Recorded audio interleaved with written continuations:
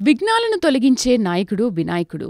ఏ పూజ చేసినా, ఏ కార్యం తలపెట్టినా ఆటంకాలు లేకుండా విజయవంతంగా సాగేందుకు గణనాథుణ్ణి అర్చించడం హిందూ సంప్రదాయంగా వస్తోంది.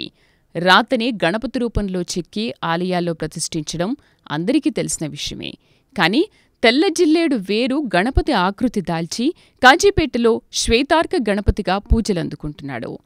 కాజీపేట ఆలయంలో కొలువైన శ్వేతార్క గణపతి స్వామికి కేవలం కొబ్బరికాయ, గరికతో స్వామివార్ని పూజించి ప్రదక్షిణలు చేస్తే కోరికలు నెరవేరతాయని ప్రతీతి. ఎక్కడెక్కడ్నుంచో భక్తులు వచ్చి స్వామిని దర్శించుకుంటారు. శ్వేతార్కం అంటే ఒక తెల్ల జిల్లేడు చెట్టు వేరు మొదల్లో ఉద్భవించడమని అర్థం. గణపతి ఆకృతి ఏ విధంగా ఉంటుందో అలా తానంతట తానుగా తయారు కావడం అనేది విశేషం.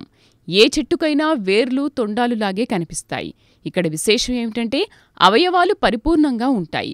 2 నేత్రాలు, నుదురు, తొండం, దంతాలు, పాదాలు, మూషికం, అభయముద్ర ఇవన్నీ కూడా కలిసి ఉండడం అనేది ఇక్కడ విశేషం.